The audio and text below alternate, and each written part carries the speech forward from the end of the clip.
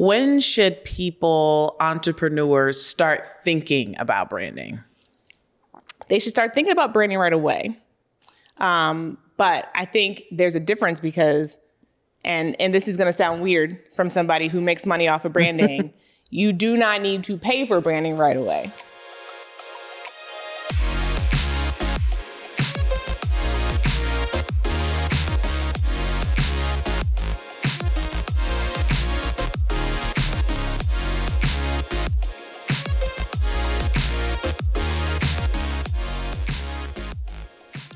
Welcome back to another episode of the Seven Figure Educator podcast. My name is Dr. Erica Jordan Thomas, your host. I'm a former teacher, former principal, Harvard grad, and full-time education consultant running a seven-figure education consulting business.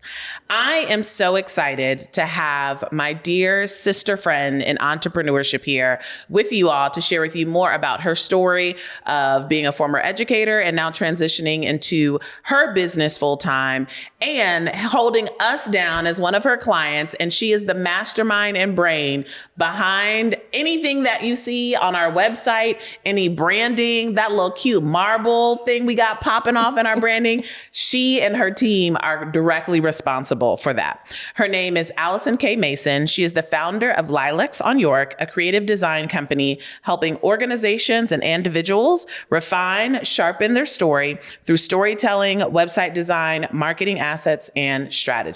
Let's welcome Alison. Thank you so much for being here. I'm excited. I'm excited too. I feel like folks are going to get insight into like my sister girl conversations with my entrepreneur friends. So this is going to be so good. I'm excited to have you. And I'm excited to uplift your story as an educator turned entrepreneur. And I think what's unique about your story is you have started a business in the creative sector. And so before we talk about your business, Lilacs on York, tell us about your journey as an educator. Prior to starting your business, what were some of the roles that you had? Yeah, I started out as a third grade teacher.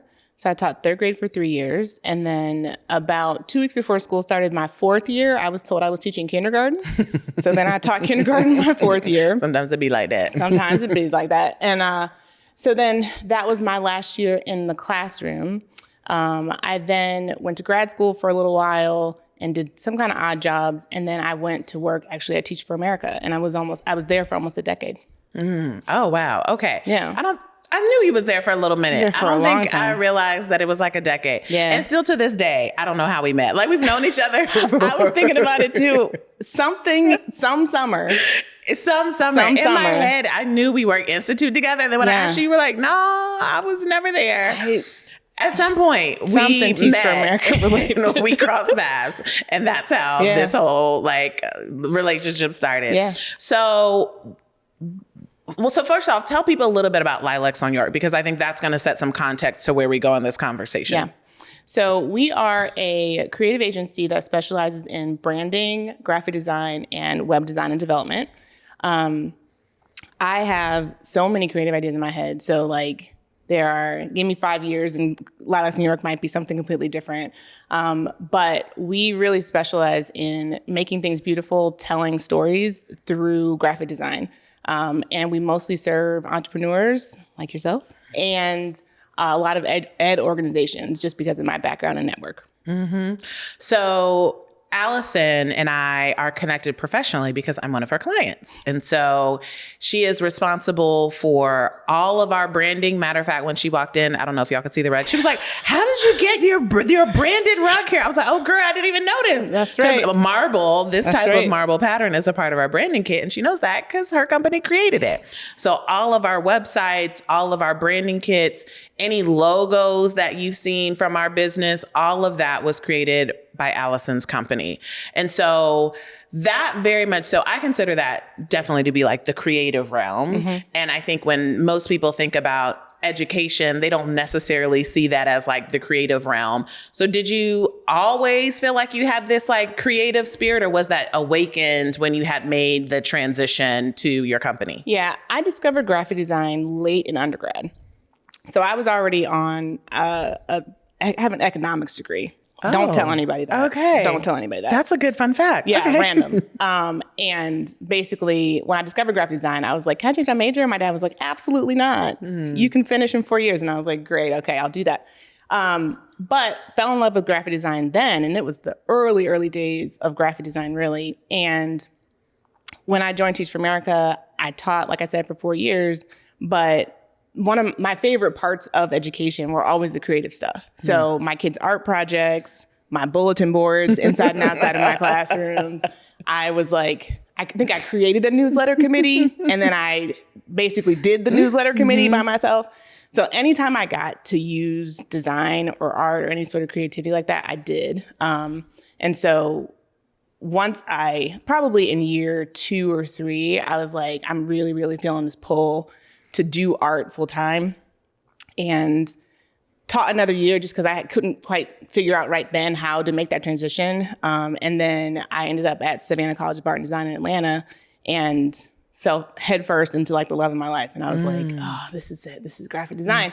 But given how much I care about education, I was like always connected with Teach for America, always working at Institute. And again, everywhere I went, operations, events, communication, always was the graphic designer in that space. So it's just something that was like a thread through everything that I did always. And then when I had the opportunity to do it full time, which I was like shoved into, I had already built so much skill and credibility with my network that it was able to take off pretty quickly. Hey there, I know you're enjoying this great conversation. However, I want to make sure that we are connected, and specifically in these Instagram streets. So go ahead, take a moment, head over to Instagram while you're listening and follow me at _Jordan Thomas on Instagram. You could also just go to the show notes and click the link, but give me a follow to make sure that we're connected, and I'll see you in the IG streets, my friend. Oh, wow. So define quickly for us. So when did you start? And then between when you started and when you got your first client, how long was that? So I got laid off during the pandemic on a Friday. I was sad Friday. I got over it on Saturday because I didn't really like working there anyway. And then I think I did my first little photo shoot on Sunday, like literally like 48 hours later. Turnover. And my husband took those pictures. So thanks, babe. And I think I announced on my Instagram page that weekend that I was starting my full-time entrepreneurship journey. I think I had like a 2-week notice that they gave me. They're basically like, you still work here for 2 weeks. And I started talking to other entrepreneurs to just kind of figure out what I was going to do. But because of that post, several people were like, oh, we were waiting for you to tell us you're taking clients. And so I think I had my first client in under 4 weeks. Oh, wow. So by the time I was officially done with the job, I already had a client. It's a quick turn. Yes. Quick turn. Very quick And honestly, I had never really stopped doing design. Like I always sort of had a client or two on the side. And so I was able to go to some folks and be like, yo, all that work I did for you kind of distractedly sometimes, I can do that for you all the time now without distraction. And so I know at least one of them turned around right away. I had a friend I used to work with at Teach for America. He made a connection between an organization that he heard about that needed some, like a pitch deck or something like that. And those are my first couple projects. So you have a background being an educator. Now you're a full-time entrepreneur. I always tell people that there are so many skills that you learn and grow as an educator that directly translate into being a CEO. What is one example of that for you? Yeah. So for me, it's organization. I knew from day one of the business, I remember so clearly thinking, like, you don't want to get to April and have a pile of receipts or have a bunch of question marks. And so I was like, similarly to how I was in my classroom, like, there's just a lot. Like, there's a lot of meetings, calls, emails, notes, like contracts, all the stuff that can come at you, right?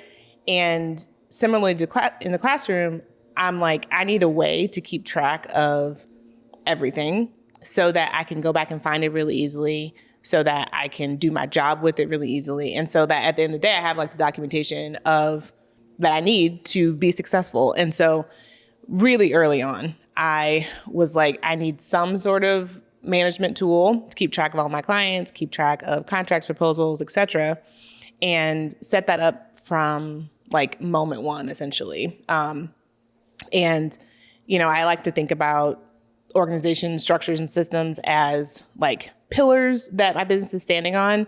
And when at the beginning, it was just me. I don't know how big this thing is going to get, but let me build something that's like strong enough to hold what kind of is clear to me right now. And then as I go forward, if I need to build more on top of that, that's when I do sort of like a system check. Like, is this pillar strong? Is it like going to hold up the things I'm asking it to hold up? If not, then it's time to do the messy process of like digging that pillar out, replace it with something that is going to be strong enough. And so that's a huge one, just like keeping my stuff together because it can get out of control fast.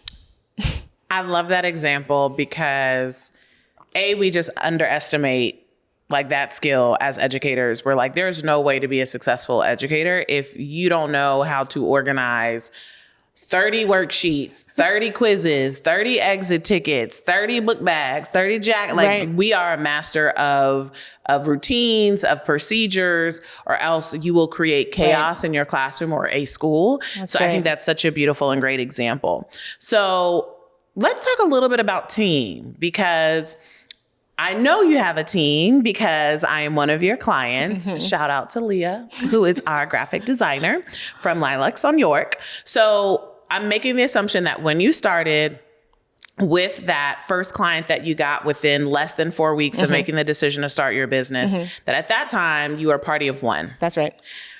How many do you have on your team today? We are 9 today, including me. So now we're a party of 9. Yeah.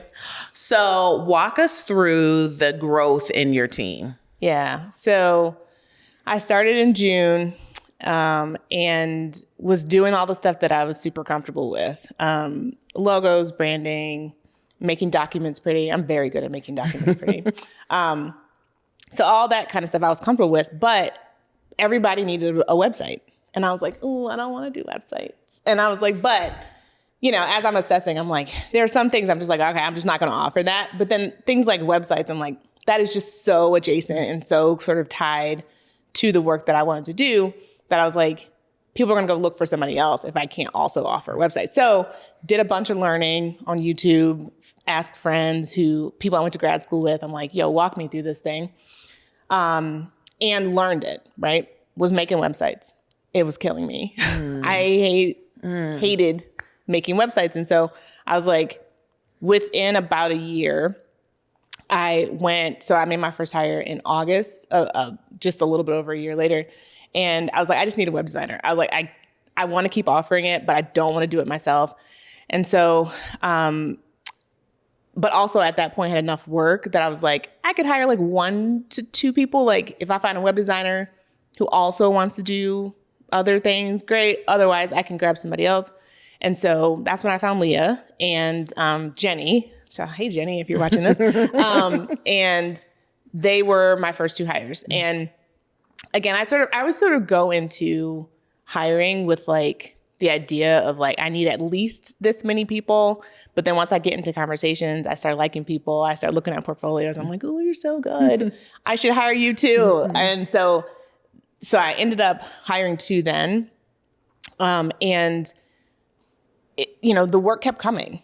And so pretty quickly, probably by the next spring, I was like, okay, like, let's go get another 1 or 2 people.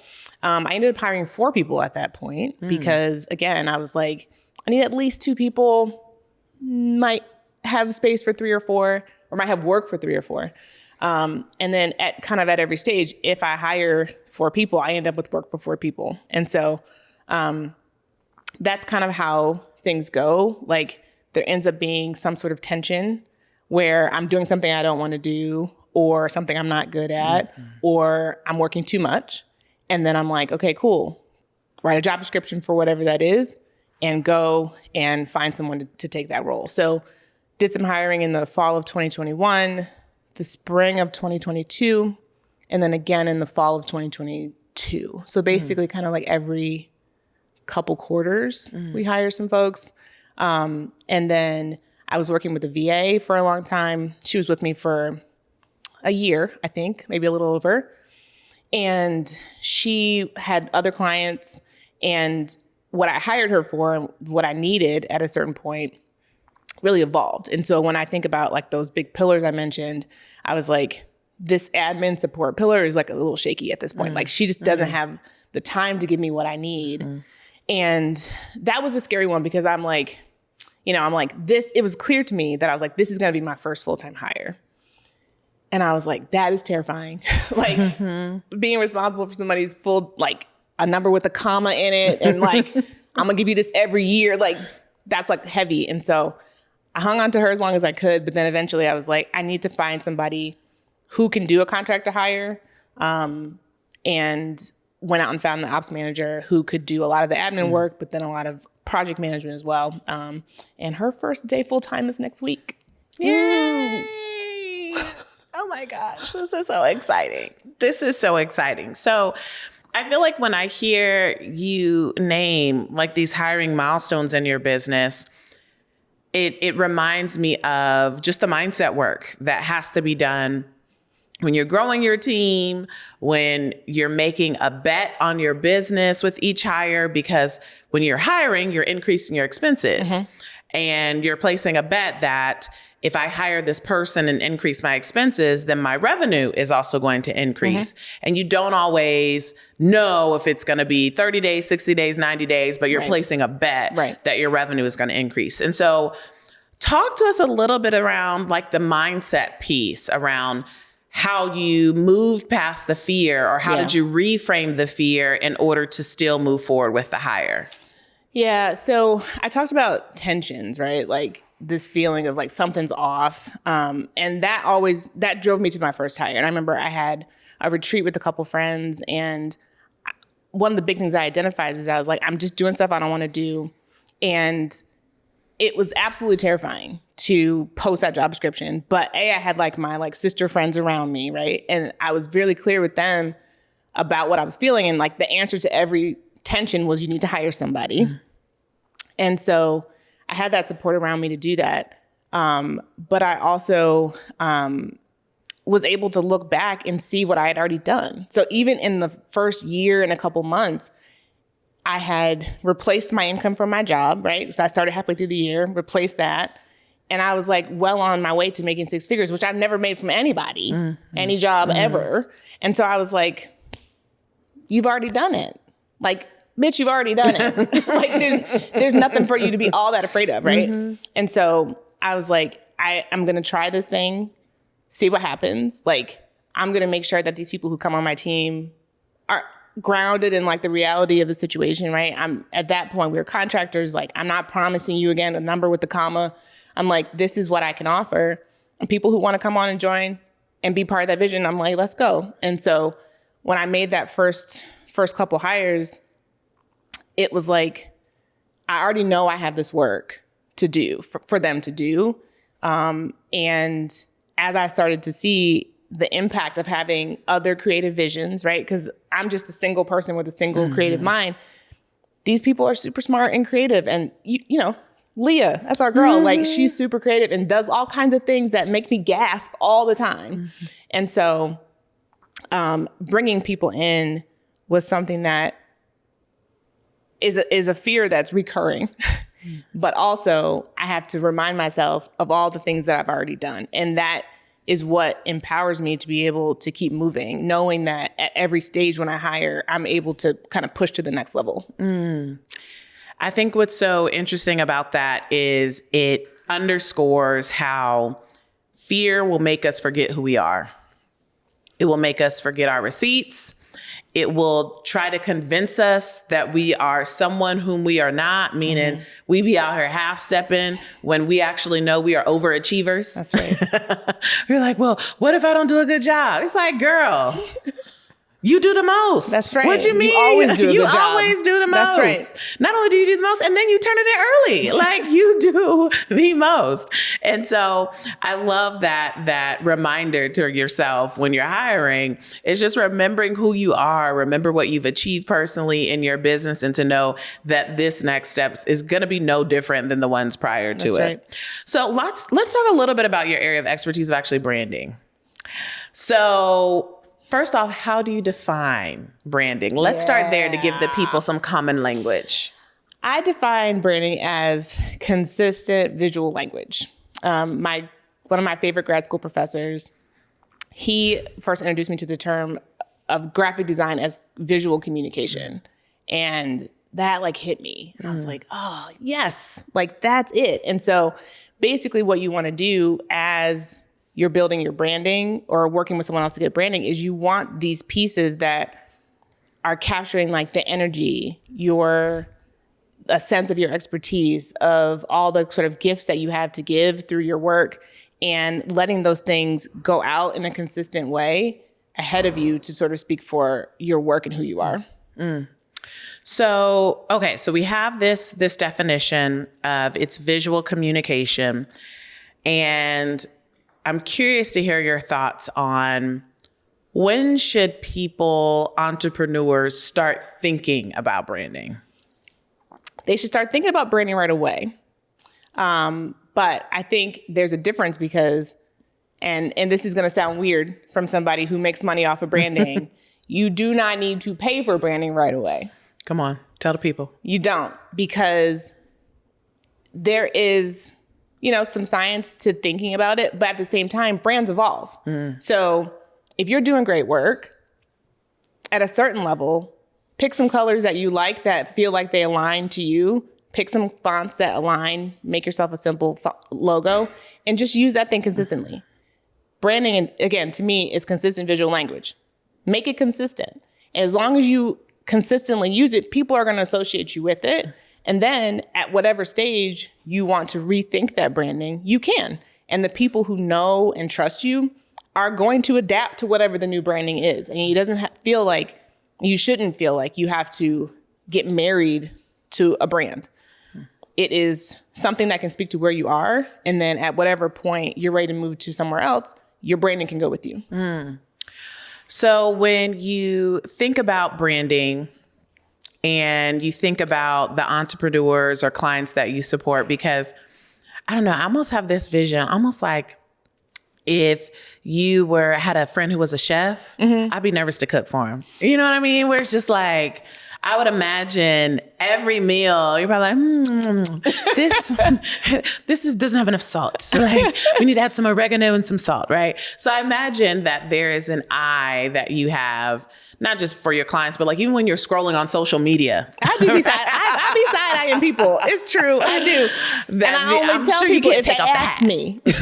So when you're just leisurely scrolling on social media and you're going through your feed, what are some of the biggest missteps that you see people making in their branding? Oh, this is about to be good. This is funny. And you're going to feel a way about this. Oh, goodness. Overusing script fonts. Oh, that's good. That comes immediately to mind. Yes. And it's interesting always, right? There's a survey we send to people when we're starting their branding, and we're like, here are kind of like 6 major types of fonts. Which type do you like? And it's always interesting to hear people explain what they get from script fonts. And I'm like, no, that's wrong.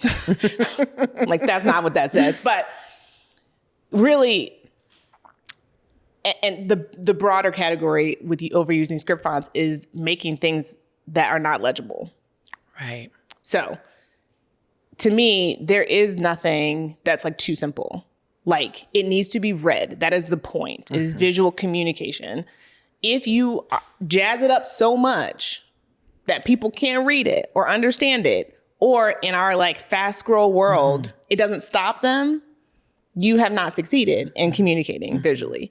And so again, I think another sort of overarching category is just like doing too much. Too many colors, too much text on a slide, too many little tchotchkes floating around, right? And I think that what people sort of don't always understand is that things can be very simple and very effective, and more is not more. Ooh, more is not more. More is not more. If people don't understand what you're saying, it's like you didn't say it. And so I think that's a big thing that when people are starting, even when they're doing their own branding, I think a lot of times it's like, I have to do this and I have to have all these things that I saw somebody else have. And as always, comparison will get you messed up every time because people are at different stages of their business. They have different people putting stuff together for them. Do what you can do at the beginning. And then when you have some funds to put behind it, then go work with a professional. I think it's interesting that you were saying before that there has to be some almost like experimentation that has to happen in order for people to take a stand in their branding. Yeah. And so I'm curious what you view as the experimentation that people need in order to have that established opinion. Because I mean, we're a 7-figure company and y'all still making logos for us. Like we're getting ready to rebrand, right? So like there's like an evolution that is the natural part of the business. And I mean, granted, like there are some core things that aren't changing. Like our branding kit is not going to change, but like our names of some things are changing. And so how can someone identify the right moment of like, I have enough confidence that this is going to be solid to where I should pull the trigger and actually invest in building something around this? Meaning like after they've sort of done it themselves, when is the time to go work with someone? Yeah. So I feel like there's sort of like two benchmarks that I would say. One would be that it feels comfortable to pay whatever is being asked, right? So, and there are lots of designers who are charging lots of different things, and you can find somebody at your price point, right? You can always go to Fiverr if that is what you need to do, right? But when you sort of have the financial space to sort of be like, all right, I have some extra money here that I could use in this direction. And maybe, again, this is just me in my professional experience. I'm like, don't quibble with your designer. Like, you can let them know what your budget is up front, and then maybe the scope of work can change a little bit. But when you have the space financially to pay what is being asked by the person that you choose, that's a moment. Another moment, I think, is kind of what I referenced before about like attention, where you might be using what you have and then it just doesn't feel like it's working. Like it doesn't feel like in some way that the colors are quite right anymore. Like you might come in, like, for example, when I lived in Miami, I was like fluorescent everything. That's just the energy of Miami. And so I'm like, that was like one of my brand colors was like this like hot, like bright highlighter yellow. At a certain point, I found myself using like a much darker yellow all the time, right? And so basically I'm sort of like reaching outside my brand palette often. And I'm like, that should tell me something, that this set of colors is no longer sort of catching the energy of what I'm trying to put out in the world. And so maybe it's time for me to think about a new set of colors. And so I think at every stage when you're like able to sort of be self-aware and like look inside and just like look at what you're doing and say to yourself, what I'm doing is sort of like not consistent with what I say I want to do, right? So you have a brand kit saying that that's your set of colors and those are your fonts. But if you keep reaching for something else, then that then is a tension. And so addressing the tension there and letting what's actually happening drive that decision-making process. So I wouldn't say there's any sort of timeline on that. And it really just it depends on like how fast your business is growing. That second bucket of feeling like what is currently put out in the world doesn't fit anymore was the bucket I fell into when I came to you, because I had DIY'd everything up to that point. And done a great job. I did. I did do a great job, because this little pink dot with EJT in it, made in Canva, I rolled that thing for a few six figures, okay? It did what it needed to be done. And I remember thinking, given the vision that I have for my business, this is going to require more cold traffic, meaning more people who do not know me, more people who would view me as a stranger, which means I have to be even more intentional around their first impression of what they are getting from me, which means I've got to up level my branding. And this hot pink, it wasn't a neon yellow. It was, I don't even know. You probably could describe it better than I was. I remember the yellow. I had and then like a mossy type of green type of situation. Green, yes. And so I remember when we had that, you said it so lovingly. I remember when we had the brand audit and you were like, so here are assets that I've pulled. And it was like 5 different color palettes. And you were like, over here, you have this hot pink. Over here, you have like this green. When I looked through your whole social. Yes. And you were like, and then over here, you have this black and white. And I was like, so what you saying is my brand's confused. Got it. I mean, you ain't saying that, but I'm picking up what you putting down. So let's talk a little bit about lessons learned as an entrepreneur. So what would you say would be 1 or 2 of the biggest lessons that you've learned while growing your business? Yeah. One of them I kind of already mentioned, which is being self-aware. And, I talk to myself all the time. I get caught. Don't we all? I get caught often. I'm like, sorry. But like literally talking to yourself, like almost like floating outside of yourself and like observing what you're doing, observing what you're thinking. And, I talk about this on my social a lot. Taking retreats is a huge part of that for me. I know you do them quarterly as well.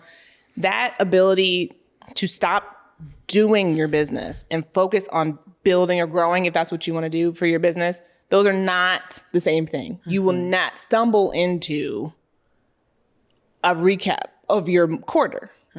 You must stop and reflect. And so that sort of kind of formalized, I'm taking a retreat, or even just, like me being like, man, if I have to make another website, I will quit this entire thing, right? And being really present with like, that's just not a complaint that I share with somebody. That is the beginning of an action plan. Like, if you don't want to make websites, you need to make a plan for how to stop making websites. You can't just cold turkey throw it on somebody's website.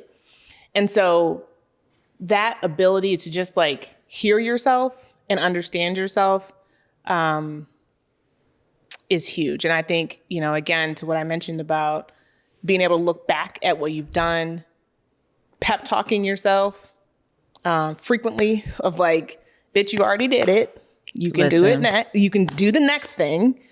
And just being really like, even in the moments when you didn't do it, right? If you planned something, it didn't go the way you wanted it to. Reminding yourself that you are worthy is never stops, right? Because that putting yourself out there, which is now your profession, requires you to just like be so brave with yourself. And that means that like when things you do plan don't go to plan, you have to tell yourself that that's part of it too. So I think that like just self-awareness is huge.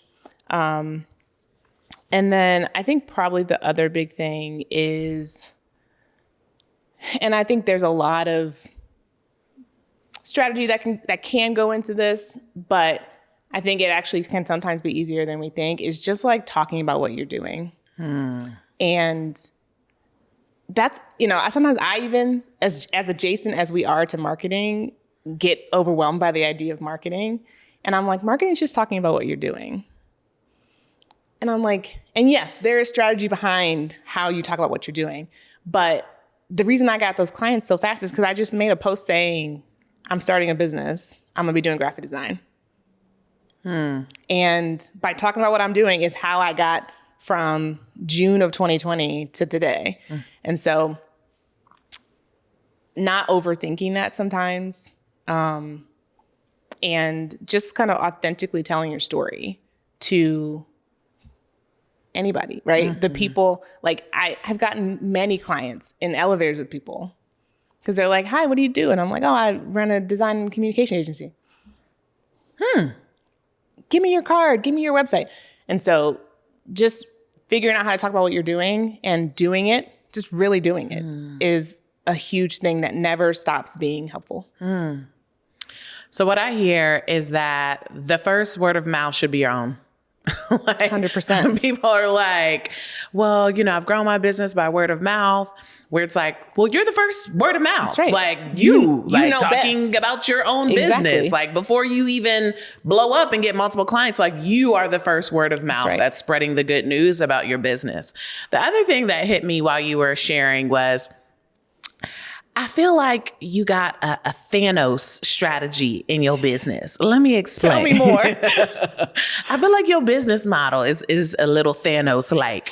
The reason why I say that is because I think some people, when they are taking on aspects of their business or their company and their things that they don't enjoy, some people are tempted to cut that business part of their business out and or refer that part of their business out, where you are having a strategy that's almost like a little bit of like a acquisition or merger strategy, where it's like you're collecting like some infinity stones of like freelancers of like, if I don't like building websites, how can I acquire that skill from someone who that is their level of expertise and then bring it under the umbrella of my creative agency? Because A, that's providing an opportunity and funneling work to someone else, but it's also another revenue stream of the business. And I think a lot of people don't think that way. And I think that's a higher level